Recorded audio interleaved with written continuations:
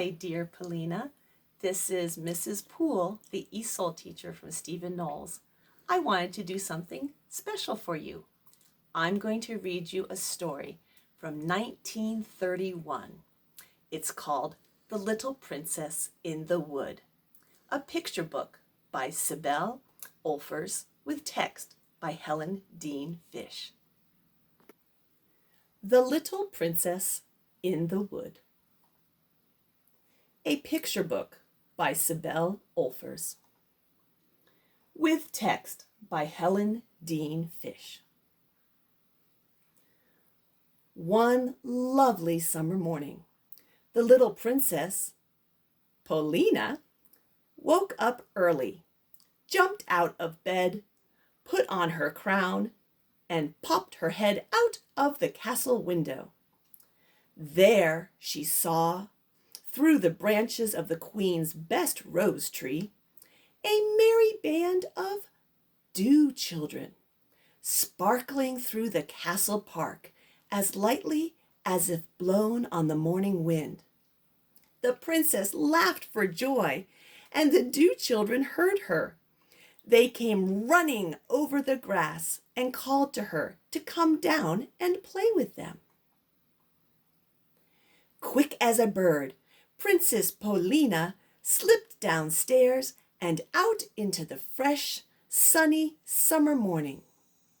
When the 6 little dew children, their names were Rainbow, Glisten, and Diamond, Dewdrop, Sparkle, and Pearl, heard that she had not washed and brushed and dressed, they hurried her away to a clear little brook that flowed through the meadow nearby.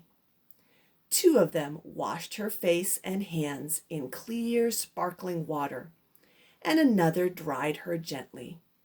1 brushed her sunny hair, another fitted on her little golden slippers, and a 3rd tied on her crimson robe. When the sun grew warm, the dew children vanished away, and 5 little moss boys scampered up and begged the Princess Polina to share their breakfast. The moss boys' names were Evergreen, Mosscap, Velvet, Soft Step, and Green Jacket. They led Princess Polina to a little table spread on the roots of a tree in the castle garden, and made her a seat on a low branch.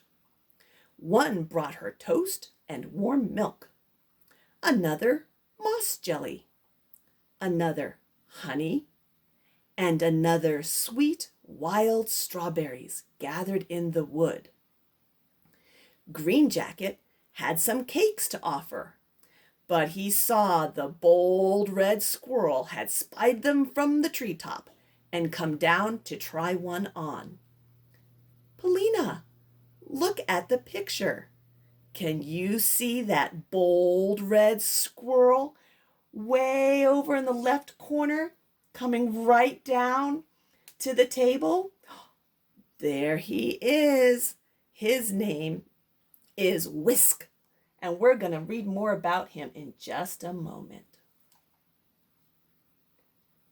After breakfast, Master Crow flew down with specs on beak and book under wing. He gave the little Princess Polina a pencil and a slate with a golden rim, and told her to sit on the grassy bank under a tree. Then Master Crow perched on a stump and opened his book with a caw, caw, caw. He taught the little Princess Polina to spell such words as spring, S-P-R-I-N-G,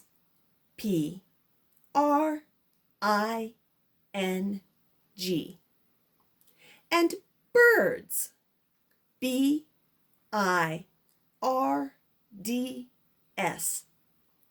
and nests, N-E-S-T-S.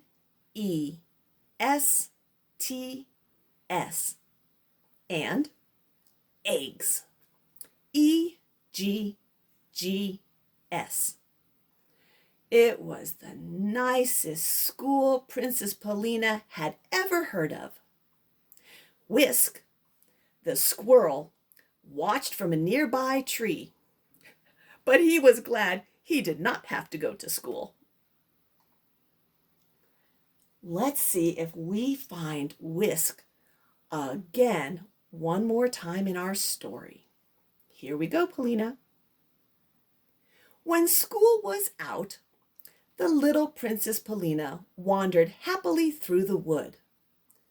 A gentle fawn came springing over the lawn and walked beside her for a while. 7 frolicsome hares hopped and nibbled and played about the path. Oh, there he is, Whisk the squirrel, and his mate followed too, and stopped sometimes to eat a juicy blackberry. The birds flew and sang above them. Polina, look! Now we have 2 squirrels, one down on the ground and 2 high up in the tree. That's Whisk, the red squirrel, and his mate. Goodbye, squirrels! Late in the afternoon, the little princess came to a mossy glade at the edge of the wood where the silly little mushrooms live, who grow up in a single night. Red caps, brown caps, and white caps. They begged Princess Polina to stop and tell them a story. So, being a most obliging little princess, Polina sat on the grass among them and told them tales of the great oak tree beside her father's castle gate, which had taken hundreds of years to grow and had seen many storms and the coming and going of brave knights and fair ladies. At last, darkness fell, and many bright little star children came out with their star lanterns to light the little Princess Polina home through the dark wood. Princess Polina was sleepy, for she had laughed and worked and played all day and was glad to see the towers of her father's castle through the trees when the friendly star children had led her safely home. The little princess slipped through the garden castle gate and in the great doors and upstairs to her white bed. She was soon fast asleep, like the little animals and birds and nature children she had played with all day. The night wind rustled softly through the trees, and one little star child watched over the castle all night till dawn began to show in the sky. Sleep well, Princess Polina. Good night. And that is the end of the story of the Little Princess in the Wood. I hope you enjoyed it. Take care.